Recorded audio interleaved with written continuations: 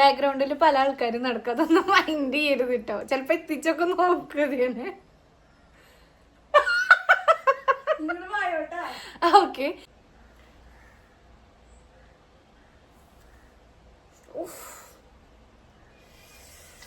Hi.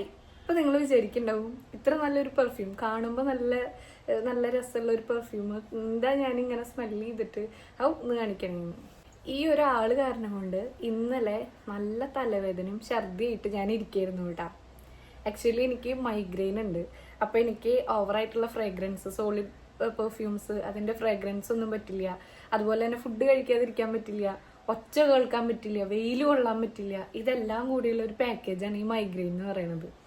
അപ്പോൾ ഞാൻ ഈ സംഭവം സൗദിയിൽ നിന്ന് കൊണ്ടുവന്നിട്ടുള്ള ഒരു പെർഫ്യൂം കേട്ടോ.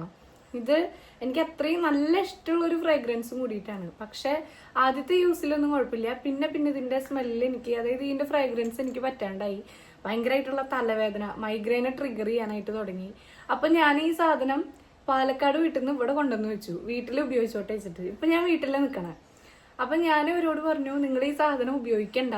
കാരണം എന്താന്ന് വെച്ചാൽ ഇതിന്റെ ആ ഒരു സ്മെല്ല് ഇങ്ങനെ വരുമ്പോ ഭയങ്കര സോളിഡ് ആയിട്ട് നല്ല സ്മെല്ലാ. പക്ഷെ ഒരു എന്തോ കൈൻഡ് ഓഫ് ഒരു ട്രിഗർ ചെയ്യാൻ പറ്റുന്ന എന്തോ ഒരു കണ്ടന്റ് ഇതിലുണ്ട് തോന്നുന്നു. ഓക്കെ, ദേ പോണ് പൂച്ച വീണ്ടും ഇങ്ങോട്ട്. സ്റ്റാർട്ടിങ്ങിലൊക്കെ എനിക്കൊരു 10th പഠിക്കുന്ന സമയത്താണ് ഈ മൈഗ്രെയിൻ സ്റ്റാർട്ട് ആവുന്നത്. അപ്പൊ ഞങ്ങളൊരു ഡോക്ടറിനെ കാണിച്ചപ്പോൾ ഡോക്ടർ ഒരു മെഡിസിൻ തന്നിട്ടുണ്ടായിരുന്നു. അതിന്റെ കോഴ്സ് കംപ്ലീറ്റ് ചെയ്തിരുന്നെങ്കിൽ ഇന്ന് മൈഗ്രെയിൻ ഒന്നും ഇല്ലാതെ നല്ല ഹാപ്പി ആയിട്ട് പോവായിരുന്നു. ഞാൻ ഗുളികയൊക്കെ കഴിക്കാൻ ഭയങ്കര മടിയുള്ള കൂട്ടത്തിലായതുകൊണ്ട് തന്നെ ഞാൻ ആ മരുന്ന് വാങ്ങിയത് ഞാൻ ആരും അറിയാതെ അതെടുത്ത് കളഞ്ഞു. ഇന്നും എന്റെ മമ്മിക്ക് അറിയില്ല കേട്ടോ. മമ്മി ഇവിടെ ഇല്ലാത്തതുകൊണ്ടാണ് ഞാൻ ഈ സത്യങ്ങളൊക്കെ വിളിച്ച് പറയണത്. കാലക്രമേണ ഈ ഒരു പെയിൻ കൂടി വരാൻ തുടങ്ങി. ഒരു 2023, 22 ആ ഒരു ടൈം ആവുമ്പോഴേക്കും തലവേദന കൂടി. പിന്നെ അത് വേദന കൂടി വോമിറ്റിംഗ് ആയിട്ട് മാറി.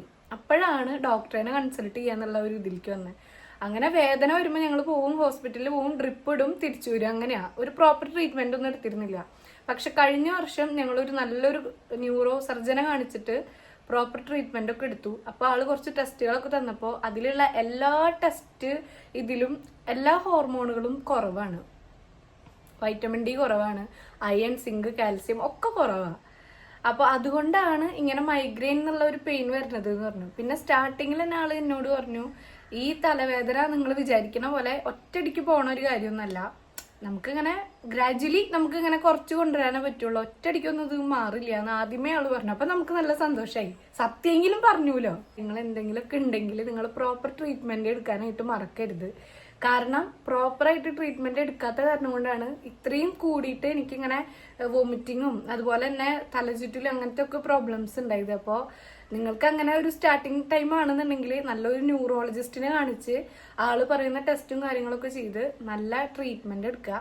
അപ്പൊ ഇത് റിലീഫ് ഉണ്ടാവും. അപ്പൊ എനിക്ക് ഇത്രേ പറയാനുള്ളൂ ഗൈസ്. അപ്പൊ ഇത്രയുള്ള നമ്മുടെ വീഡിയോ. അപ്പൊ അടുത്ത വീഡിയോ ആയിട്ട് കണ്ടുവരിക്കും. Till then take care, by.